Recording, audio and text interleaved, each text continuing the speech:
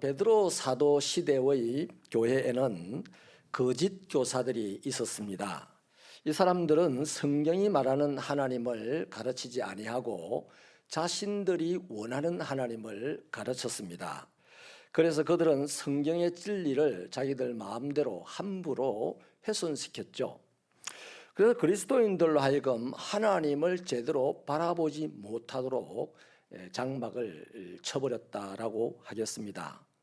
이 사람들이 처음에는요 하나님의 말씀이라고 가르쳤는데 그 끝을 보면 하나님이 아닌 자신들의 공상만을 가르친 꼴이 되고 말았습니다. 그래서 이런 허황한 공상으로 끝을 맺고 나니 이 사람들을 갖다가 처음은 같아도 나중은 다르다, 이단으로 다 변질이 되는 것이죠. 오늘로 말하면 이런 사람들이 이단들인데 교회를 병들게 하는 사람들입니다. 이단이 하루아침에 이단이 되는 것도 있는데요, 이단이 하나 둘 물이 들어서 자라서 이제 넘어뜨리지 못할 만큼 큰 나무가 될 때 내가 이단이야 이렇게 하고 자기의 본색을 드러냅니다. 어지간하면 본색을 드러내지 않아요. 그래서 우리 각자는 신앙생활을 할 때 바른 길에 서서 신앙생활을 하려고 스스로 애를 써야 됩니다. 그렇지 않으면 나도 모르는 사이에 거짓 선생들에게 이끌려 다니면서 점점 거짓 선생이 되고 점점 이단이 되어가는 경우가 허다하게 많습니다. 아무튼 그때나 지금이나 이 이단들의 가르침을 받아들이고 수용한 사람들의 삶의 결국을 보면 비참하기 이를 데 없습니다. 일단 자기 재산과 자기 이성이 다 사라져 버립니다. 그리고 이단이 끄는 대로 끌려다니는 비참한 생활을 하다가 결국에는 마지막 그날이 오면은 지옥에 떨어지게 되는 거죠. 당시 초대교회 성도들은요 대부분 생각하기를 예수님의 재림이 자기가 죽기 전에 올 거다 이렇게 생각을 했어요. 대부분이 그렇게 임박한 재림을 생각하고 살았었는데, 그런데 이 신앙 때문에 당하는 환란이 점점 가중되다 보니까 더 예수님이 기다려지는데 이 예수님의 재림이 자꾸만 자기들의 생각보다 더뎌지는 것에 대해서 점점 실망하게 되고 또 의심하게 되고 결국 믿음이 흔들리기 시작했습니다. 이 때를 틈을 타서 이단들이 작업을 하기 시작했고 그 이단들의 매혹된 거짓 교사들이 이제 교회 안에서 활기를 치면서 자신들의 주장을 펼쳤던 것이죠. 그들이 펼쳤던 주장이 뭐냐면 예수님이 약속한 재림은 거짓이다 그랬습니다. 예수님은 재림하지 않는다. 정말 예수님이 재림을 하시는 것 같으면 지금 예수 믿는다고 죽임을 당하는 어제도 너희 형제가 죽었지 않냐, 그런 상황이 일어나는데도 예수님이 안 오신다면 이 말이 되냐, 이런 식으로 이제 미혹을 하게 되죠. 그러니까 예수의 재림이 없다 이렇게 이제 주장을 펼쳤는데 그것이 바로 이 초대교회에 고통받는, 신앙 때문에 고통받는 성도들을 미혹하게 되었던 것입니다.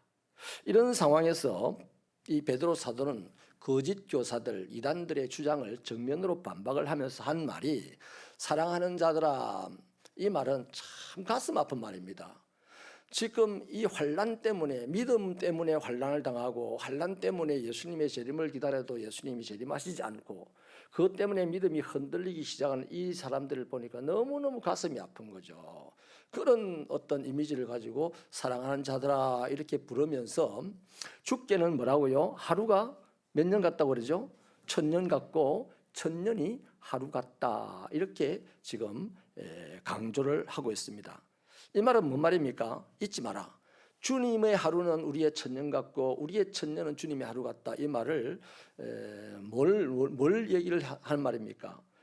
베드로가 이것을 강조하는 것은요, 지금 성도들은 예수님의 재림이 금방 될 거다라고 생각하는 이것이 아니고 예수님의 재림이 더뎌질 수 있다 하는 것을 지금 베드로는 감각적으로 지금 알고 있는 거예요. 그 말씀의 근거가요 9절 하반절입니다. 우리 오직부터 같이 한번 읽어볼까요? 오직부터 시작.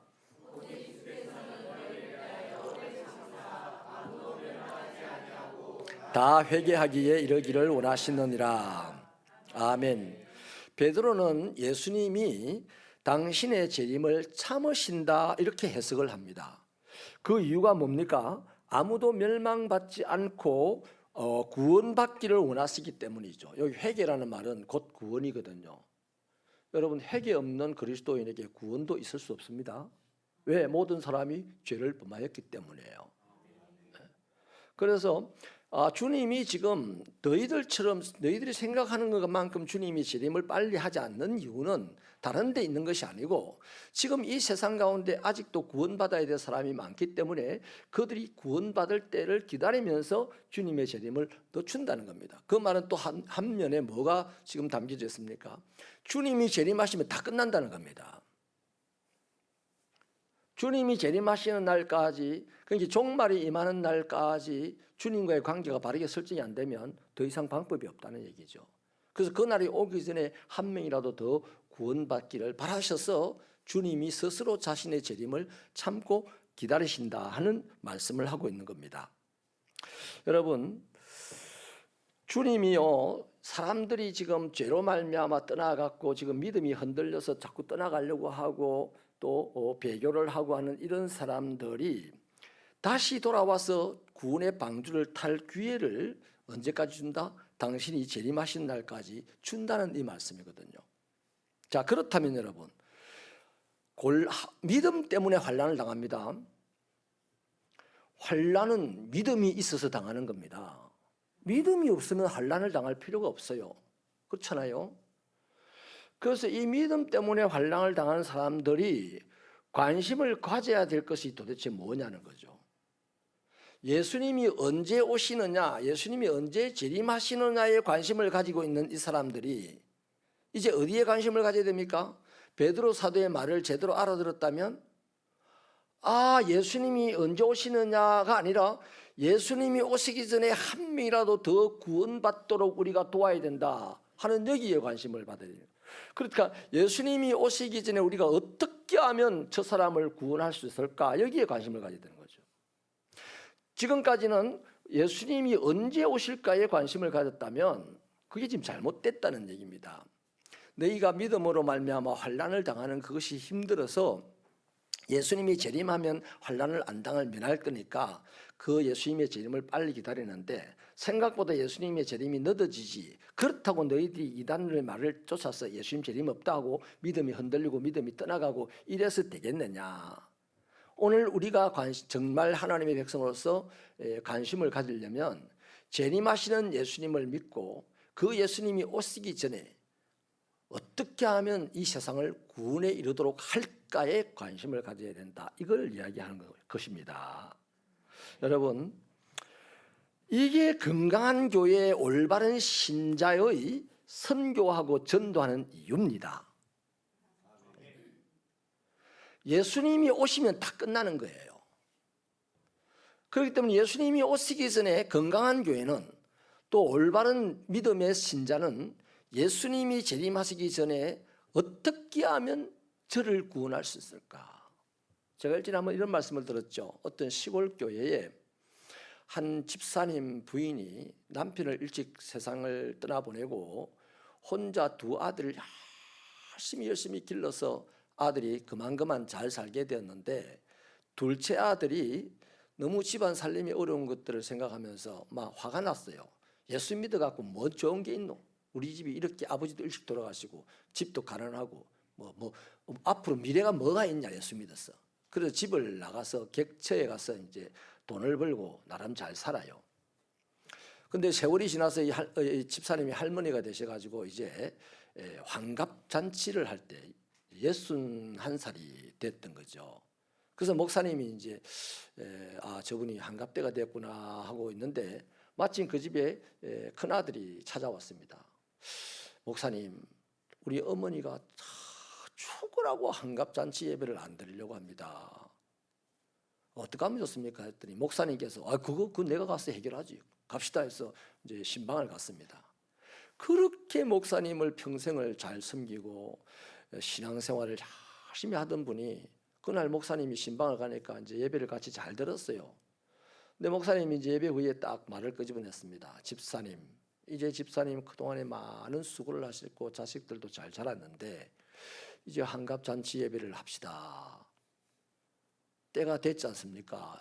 이러자 이 할머니 집사님이 팍 돌아왔는데 막 화살이 몇 개가 자기한테로 날라오는 그런 느낌이 들어요. 얼마나 난생 처음 봤답니다. 이렇게 사나운 분이 있나 싶을 정도로 확 돌아왔더래요.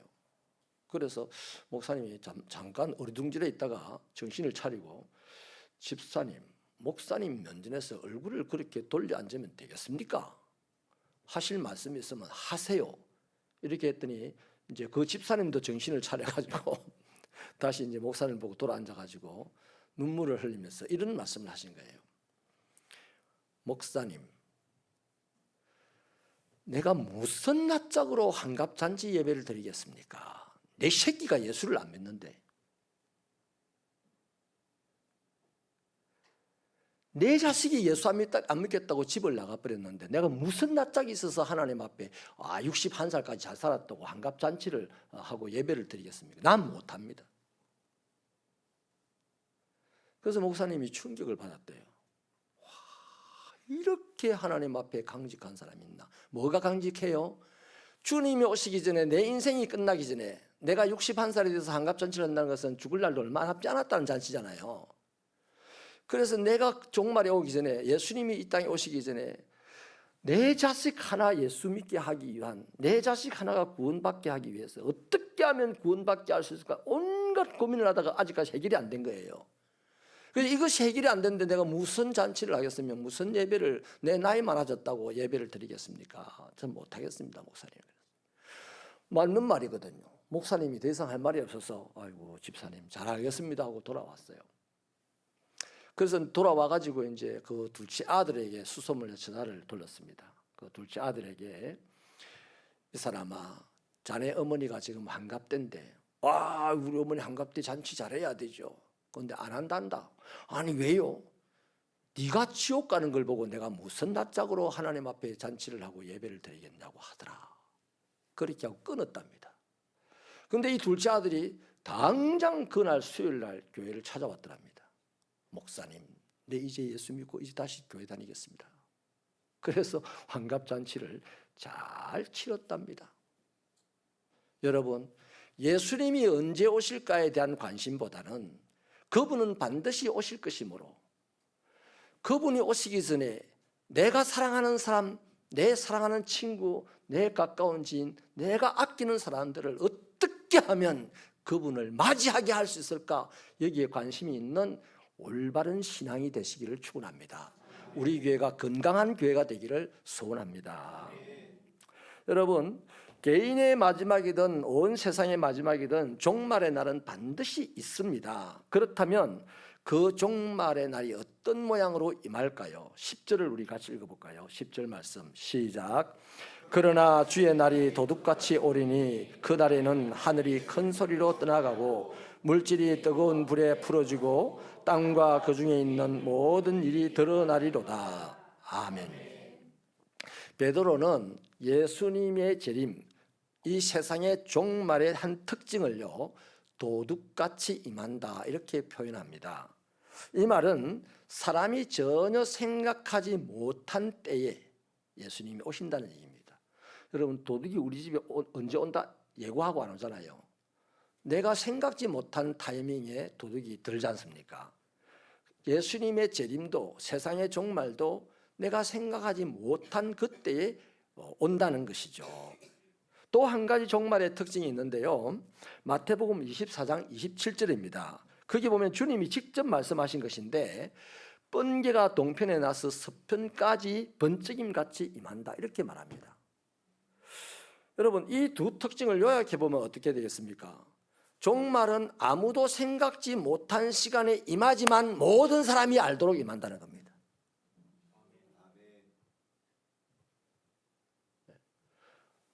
아무도 생각하지 않은 때에 종말이 나타나지만 종말이 나타나는 그 순간 모든 사람이 한꺼번에 다 안다는 겁니다. 오늘 본문에도 모든 것이 드러난다 하잖아요. 그러니까 종말의 날을요, 피할 수 있는 사람은 단 한 명도 없다는 얘기가 되는 거죠.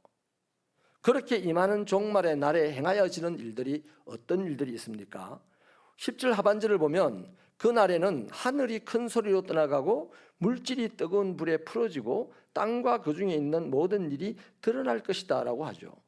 11절 상반절에서는요, 이 모든 것이 이렇게 풀어질 것이다 라고 합니다. 또 12절 하반절에서는 하늘이 불에 타서 풀어지고 물질이 뜨거운 불에 녹아질 것이다 라고 합니다. 여러분, 한마디로 말해서 모든 이 세상의 물질계가 주님의 불심판에 녹아서 뭐처럼 된다? 죽처럼 된다는 겁니다. 지금은 하늘도 있고 땅도 있어요. 지금은 나무도 있고 돌도 있어요. 쇠도 있어요. 모래도 있어요. 흙도 있어요. 사람도 있어요. 짐승도 있어요. 이 모든 것들이 하나님의 보내신 그 뜨거운 불로 인해서 다 녹아가지고 딱 하나의 형태가 되는데 죽처럼 되는 겁니다.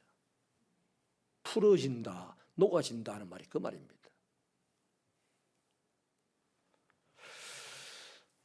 무시무시하지 않습니까?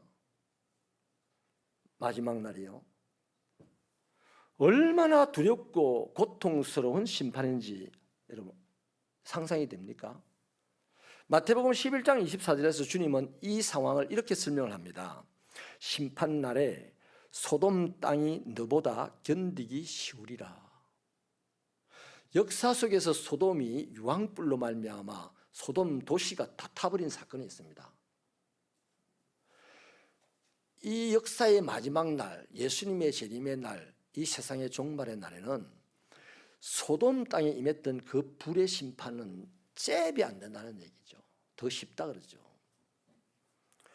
여러분, 거짓 선생들은 예수님의 이 재림을 부정하면서 종말은 오지 않을 것이라고 미혹을 했습니다. 이에 반하여서 베드로는 반드시 재림이 있을 것이고 아무도 생각하지 못한 시간에 임할 것이고 모든 사람이 알도록 임할 것인데 그뿐만이 아니죠. 그날에 임할 심판은 가공할 만큼 무서울 것이다 이렇게 얘기하잖아요. 여러분 상당히 지금 다 위축되는 것 같아요. 맞아요. 위축돼야 되죠. 이런 강공하고 무서운 심판이 행해지는 이 상황 속에서 성도들에게 주어져 있는 약속이 있어요. 그게 뭡니까? 13절은 새하늘과 새 땅을 바라보라는데 바로 새하늘과 새 땅이 주어진 약속입니다. 자, 이런 차원에서 베드로 사도는요 성도들에게 질문을 던집니다. 너희가 어떠한 사람이 되어야 마땅하냐? 자, 지금요 예수를 믿는 것 때문에 환난을 당하고 그 환난 때문에 예수님의 임박한 재림을 기다렸는데 재림이 더뎌지니까 그들의 믿음이 살살 흔들리기 시작하고 그 틈을 타서 이단과 거짓 교사들이 들어와 가지고 예수의 재림은 거짓말이다, 있을 수 없는 일이다 이렇게 미혹하자 그들에게 휙휙 하고 넘어가는 사람들이 많고 교회는 심각하게 지금 병들어가고 있는 이 시점에 베드로 사도는 자신의 죽음을 지금 곧장 눈앞에 두고서 이 세상의 종말을 이야기하는 거예요. 그 세상의 종말을 이야기하면서 이 가공할 공포스러운 이 종말 가운데서도 하나님의 백성들에게 주어진 약속은 새하늘과 새 땅이다. 그러면서 그렇기 때문에 지금 너희는 어떻게 살아야 되느냐 이걸 지금 묻는 거예요. 어떻게 살아야 됩니까? 뭐 다 이단에 떠내려간다고 같이 나도 뭐 같이 떠내려가면서 그 소속감으로 떠내려가면 괜찮나요? 그건 아니잖아요. 베드로가 이렇게 도전을 하죠. 우리 11절 하반절부터 12절 상반절 같이 읽겠는데 너희가부터 읽겠습니다. 시작. 너희가 어떠한 사람이 되어야 마땅하냐? 거룩한 행실과 경건함으로 하나님의 날이 임하기를 바라보고 간절히 사모하라. 아멘. 뭔 말입니까? 하나님의 말씀을 붙들고 그 말씀을 실행하면서 주님의 날을 사모하라는 얘기죠. 지금 심각하게 환난을 당하고 있다는 건 알지만은 예수님이 재림하는 그날은 이 환난과 비교할 수 없는 가공할 환난이 찾아오는데 그런 가공할 환난 속에 모든 것이 죽처럼 변해버릴 때 불에 타서 죽처럼 변해버릴 때 너희에게는 새하늘과 새 땅이 열릴 것이니 그러므로 지금 이 순간 너는 그 환난 가운데서도 하나님의 말씀을 약속의 말씀을 붙들고 그 말씀을 실행하며 그날을 사모해라 이 말입니다. 여러분, 이게 쉽지 않습니다. 역사 속에서 볼 때 별로 안 쉬워요. 교회의 역사를 보면요, 많아졌다가 차츰차츰 신자 수가 줄어들다가 또 많아졌다가 줄어들었다가 많아졌다가 줄어들었다랍니다. 그렇게 하면서 갈수록 믿는 자는 전 세계에 많아지는데 하나님의 구원을 받는 자는 아주 소수가 된다고 합니다. 어떤 사람이요, 환난 가운데서도 내 믿음을 말씀의 약속을 붙잡고 내 믿음을 지키며 그 말씀을 실행에 옮기면서, 그러면 그럴수록 더 환난이 심각하게 올 겁니다. 그럴수록 하나님의 나라를 사모해라 이 말이에요. 여러분, 스데반을 보세요. 믿음 때문에 설교를 했습니다. 설교를 하니까 사람들이 막 일을 갑니다. 일을 갈 때 그러면 안 하면 되잖아요, 설교를. 근데 일을 가라도 설교를 계속해요. 그래서 사람들이 돌을 들었습니다. 그리고 죽여라 하고 때렸습니다. 그 돌에 한 대 맞아서 뭐 아이고 그만하자고 입을 닫았으면 될 텐데 계속 또 설교를 합니다. 그럴 때 죽을 판이 되니까 뭐 합니까? 스데반이 하늘을 우러러 봤다 그래요. 그 하늘을 우러러 보니까 하늘에서 뭐가 보였어요? 자기가 그렇게 사모하는 예수님이 보좌 우편에 서서 손을 탁 벌리고 있는 거예요. 뭐 말입니까? 오라 이 말입니다. 여러분, 고아들이 왜 비참한지 압니까? 낮에는 제일 싸움 잘하는 자가 고아입니다. 근데 해가 지면 갈 데가 없어서 비참해지는 거예요. 내가 낮에는 얻어맞고 쥐 터지고 뭐 온갖 창피를 다 당해도 해 지면 밥 먹으러 온나 하고 엄마가 부르면 집에 들어가면 내 세상이거든요. 근데 고아는 지금 낮 동안에는 내 세상인 것 같아도 해가 지면 밥도 한 그릇 먹을 데가 없는 게 고아잖아요. 그래서 비참한 겁니다. 그 스데반은 자기를 때려 죽이는 지금 이 사람에서도 그 믿음을 지키고 말씀을 끝까지 지나면서 힘들어서 하늘을 쳐다보니까 아이고 보좌 우편에 하나님이 주님이 딱 서서 손을 들고 있는 거예요. 그 모습을 보니까 얼마나 좋은지 자기를 때려 죽이는 사람도 고마운 것 같아요. 그래서 이 사람들을 벌하지 마시고 탓하지 마시고 주여 나의 영혼을 받아주세요 이러잖아요. 그러면서 얼굴이, 여러분, 돈을 10억 복권에 당첨돼도 그만큼 천사처럼 얼굴이 휘어지겠습니까?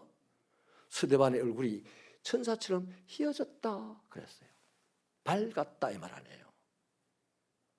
하나님의 나라를 사모하면 그 약속의 말씀을 믿고 붙들고 실행하며 하나님 나라를 사모하면 세상에서의 환난이 가중된다 할지라도 되면 될수록 정금같이 빛날 줄로 믿으시면 아멘입니다. 아멘. 그런 신앙이 필요한 거예요.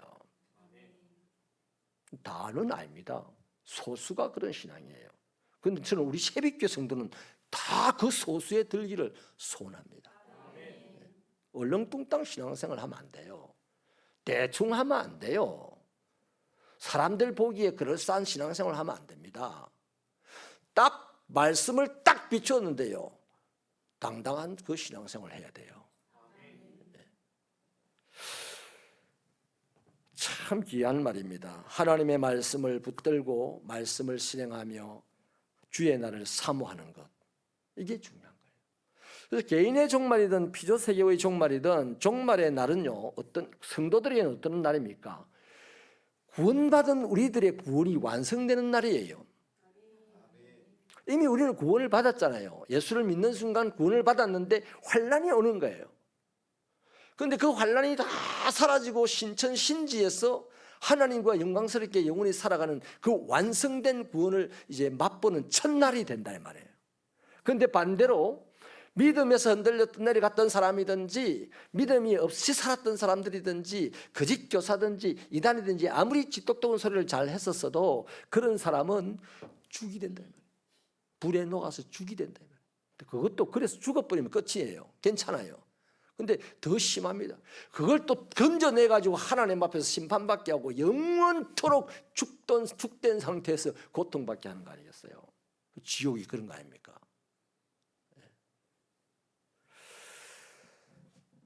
그렇기 때문에 오늘 저와 여러분이 그리스도인으로서 육체로 살아있는 동안에 우리는 거룩한 행실과 경건함으로 믿음을 유지해야 합니다. 그래야 불 가운데서도 타지 않는 은혜를 입어요. 마지막 심판의 날 불세례가 임할 때 거기서도 타지 않는 은혜를 입는다 이 말이죠. 새하늘과 새 땅이 열리고 거기로 들어가는 은혜를 입는다는 겁니다. 이것이 바로 성경이 말하는 오직 의인은 뭐로 산다? 믿음으로 사느니라 하는 말씀을 실현한 겁니다. 여기 좋은 예화가 있습니다. 여러분, 오직 의인은 믿음으로 살리라. 다 믿음 생활을 시작을 했는데요, 어떤 사람들은 바빌론에 잡혀가가지고 아이씨 우리가 하나님을 믿었는데 이런 식으로 살아도 되겠냐고 하나님을 그때부터 안 믿은 사람도 있었는데, 다니엘의 세 친구는요 하나님을 포로로 잡혀갔어도 열심히 믿었어요. 그래서 참 아름답게 살다 보니까 사람들의 마음을 차지하고 높은 지위에까지도 오릅니다. 근데 이제 그렇게 잘 믿고 바르게 사니까 더 미워하는 사람들이 많아서 환난을 더 크게 당하죠. 어떤 환난을 당합니까? 불구덩이에 던지지 않습니까? 불못불 속에 던지는데 자신들을 불못불 속에 던지려고 불못불 가까이 왔던 사람이 타 죽을 정도로 뜨거운 불에 던져졌습니다. 자, 믿음 때문에 뜨거운 불못불의 환난을 당했습니다. 그런데 그 믿음으로 당하는 환난, 그 환난 가운데서의 믿음 때문에 그들이 죽었습니까? 놀랍게도 그 안에서 하나님을 만났습니다. 놀랍게도 믿음 때문에 사람이 다 죽는 그 불못불 속에서도 하나님과 함께 춤을 추며 걷는 삶을 살았습니다. 놀랍게도 그 믿음 때문에 느부갓네살 왕이 하나님을 향하여 경배하게 되었습니다. 여러분, 이게 오직 의인은 믿음으로 산다는 말이에요. 믿음이 있으면 예배를 드리고 믿음이 있으면 전도하고 믿음이 있으면 착하게 살고, 이거는 필수입니다. 필수. 당연히 그렇게 해야 돼요.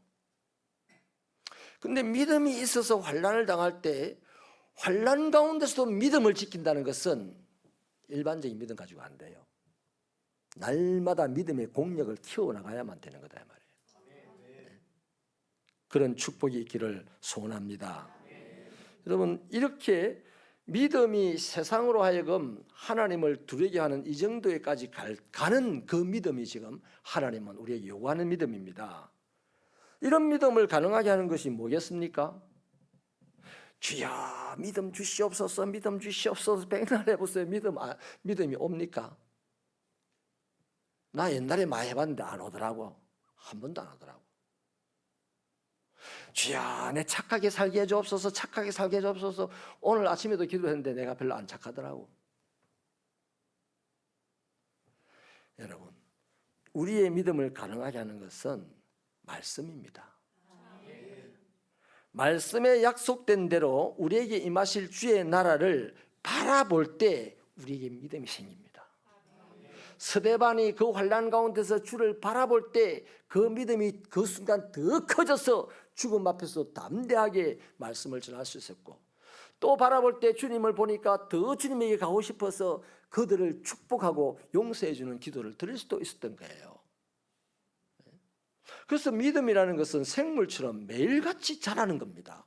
저는 이번 사순절 동안 설레의길 지금 오늘 첫날 시작했는데, 이 설레의길 40에 참여한 여러분에게 다른 것 말씀 안 드립니다.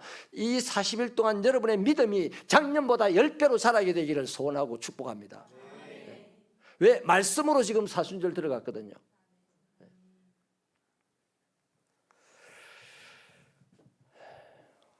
우리가 주님에게 가든지 개인적인 죽음이라는 것으로 종말을 맞든지, 아니면 예수님이 우리에게 오는 세상의 종말을 맞든지 솔직히 그리 오랜 시간이 남아있지는 않습니다. 그렇기 때문에 우리는 더욱 신구약 성경이 말하는 하나님의 뜻을 알려고 더 애를 써야 됩니다. 또 예수님께서 어떻게 살아가는지 살펴보고 그분처럼 살아보려고 더 애를 써야 되는 거죠. 모든 사람이 선악간에 하나님 앞에 심판받을 일만 남았어요. 내가 개인적으로 죽든지 주님이 재림을 하든지 선악간의 심판을 받습니다. 저와 여러분은 선하다고 자랑을 할 수는 없지만 아무튼 하나님께 선한 백성으로 의로운 사람으로 예수의 십자가를 통해서 은혜를 드립었습니다. 그게 전부가 아니에요. 그게 시작이다 이 말이에요. 완성이 아닙니다. 시작입니다. 그것을 가지고 믿음을 시작한 저와 여러분에게는 더욱 믿음의 생활을 해나가면 해나갈수록 시련과 어려움은 더 크게 다가올 겁니다. 당연합니다. 그럼에도 불구하고 뭘 사모해야? 새하늘과 새 땅이 나에게 임할 것을, 만사람이 죽처럼 심판받을, 유황불에 의해서 죽처럼 심판받을 그날 내게 임할 새하늘과 새 땅을 바라보면서 오늘도 말씀을 붙들고 그 말씀을 실행해 나갈 때, 그게 우리는 경건한 삶이 되고, 그게 우리는 믿음이 자라는 삶이 되어서 이 세상을 이기고 하나님의 얼굴과 얼굴을, 하나님과 내 얼굴을 맞대보는 그런 대면을 하는 축복의 자리에 서게 될 줄 믿습니다. 사랑하는 여러분, 베드로 사도는요, 지금 자기가 내일 모레 죽을 것을 알고 있어요. 죽음을 앞두고 지금 유언처럼 하는 말씀이 바로 베드로 후서입니다. 이 베드로 후서에서 하나님의 약속의 말씀을 믿고 그 말씀을 붙들고 그 말씀을 실행하며 주님의 날을 기다려라, 이 말입니다. 우리 직분이 뭔 소용이 있습니까? 우리 재물이 무슨 소용이 있습니까? 주님 앞에서. 소용이 있는 건 딱 하나입니다. 믿음. 그 믿음은 하나님의 말씀으로만 생기기도 하고 자라기도 하는 겁니다. 기도하시겠습니다. 하나님 아버지, 오직 말씀을 붙들고 그 말씀을 실행에 옮기며 주님이 오시는 날까지 그날을 기다리며 그 길을 달려가는 신앙이 되게 하여 주시옵소서. 너무나 감정에 자주 휘둘리고 너무나 세상 환경에 자주 휘둘리는 우리들을 이제 하나님의 말씀에 붙들리는 삶이 되어 세상의 환경도 지배하고 우리의 감정도 지배하는 하나님의 능력 속에 살아가는 신앙이 되게 하여 주시옵소서. 아버지 하나님이여, 이 사순절이 시작되고 순례의 길 44번째 시즌을 시작하면서 우리 새벽교회 성도들이 다 말씀의 사람, 말씀에 이끌리는 삶, 말씀이 실행되어지고 모양으로 만들어지는 삶이 되어서 아버지 하나님의 영광이 우리 삶의 기쁨으로 나타나게 하여 주시옵소서.